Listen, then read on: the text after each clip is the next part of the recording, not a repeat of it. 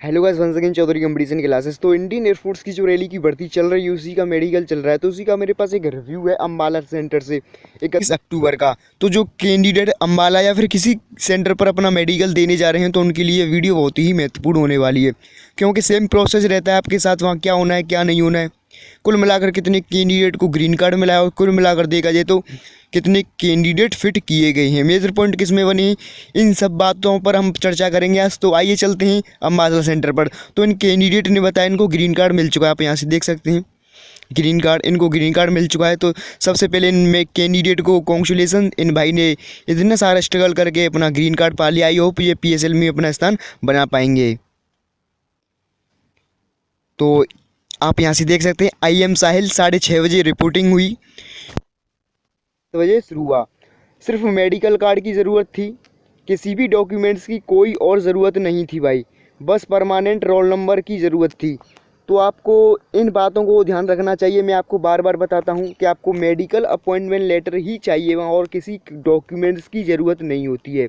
लेकिन फिर भी मैं आपको इसीलिए सजेशन करता हूँ किसी और डॉक्यूमेंट्स की ज़रूरत ना पड़ जाए। वैसे आपके पास मेडिकल अपॉइंटमेंट लेटर ही होना चाहिए और आपका आधार कार्ड हो, फ़ोटो हो, बस यही आपके पास डॉक्यूमेंट्स होने चाहिए। इसके अलावा आपके पास किसी भी प्रकार का डॉक्यूमेंट्स नहीं होना चाहिए। तो इनकी 6:30 बजे रिपोर्टिंग हुई थी और 7 बजे इनका काम प्रारंभ हो गया था। तो सबसे पहले इनका बायोमेट्रिक किया गया, आप यहाँ से देख सकते हैं भाई, थंब प्रिंट के थ्रू चेक हुआ कि रियल है या फेक। तो आप यहाँ से इसको भी नोट कर सकते हैं, आपका सबसे पहले बायोमेट्रिक किया गया थंब के ज़रिए। फिर खाली पेट ब्लड टेस्ट, तो इनका सबसे पहले ब्लड टेस्ट किया गया खाली पेट, क्योंकि आपको पता है 14 घंटे आपको वहाँ इंस्ट्रक्शन भी दिया गया होता है, कुछ खाना नहीं होता है। सबसे पहले आपका ब्लड टेस्ट ही लिया जाता है, क्योंकि जो कैंडिडेट हैं कुछ खा पी लें। तो उसके बाद ब्रेकफास्ट करने को कहा, तो इसके पश्चात इनका ब्रेकफास्ट हुआ। फिर इनका ECG, height, weight, ear, hearing, powering, BP check हुआ।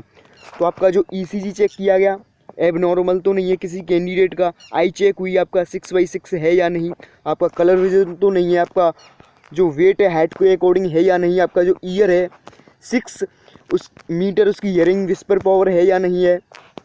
BP चेक हुआ आपका, किसी का लो तो नहीं है, किसी का हाई तो नहीं है। ये सब कुछ हम मेडिकल पॉइंट चेक किए गए थे।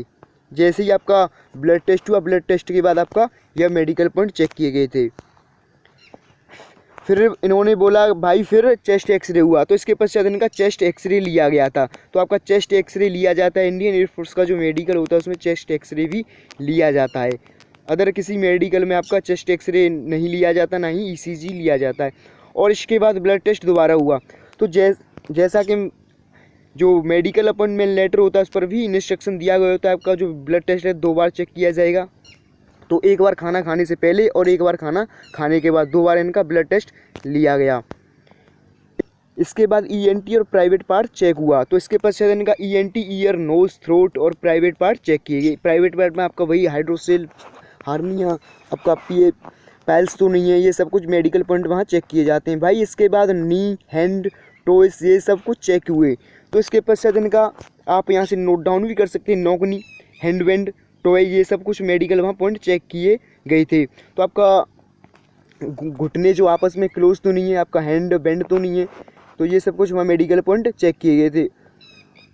और हाँ, कोई ग्रुप में डिवाइड नहीं किया गया। तो यहाँ आप एक अपडेट भी देख सकते हैं, 31 अक्टूबर को अम्बाला सेंटर पर किसी कैंडिडेट को वहाँ डिवाइड नहीं किया गया था ग्रुपों में। क्या होता है कि जब मेडिकल आपका होता है तो वह 3 ग्रुप बना देते हैं, जिससे कि वह आसानी से अपना मेडिकल प्रोसेस चलाते रहते हैं। किसी ग्रुप को वह ENT के लिए भेजते हैं, तो किसी ग्रुप को ECG के लिए भेजते हैं, तो किसी ग्रुप को वह एक्सरे के लिए भेज देते हैं। तो यहाँ पर उन्होंने बताया था कि किसी भी प्रकार का कोई ग्रुप नहीं बनाया गया था। तो आप यहाँ से आगे देख सकते हैं, सब ऐसे ही चला। स्टाफ बहुत बढ़िया है। तो आपका स्टाफ मैं आपको पहले ही बताता चलता हूँ कि स्टाफ बहुत ही कोऑपरेटिव होता है, किसी भी प्रकार की कोई दिक्कत की वजह तो उसका सोल्व आने की कोशिश करते हैं, और माइनर पॉइंट्स के लिए दोबारा एक मौका दिया था। तो जिन भी कैंडिडेट को कोई माइनर पॉइंट था उन सबको एक बार और दोबारा चांस दे रहे थे कि इस कैंडिडेट का यहीं से क्लियर हो जाए।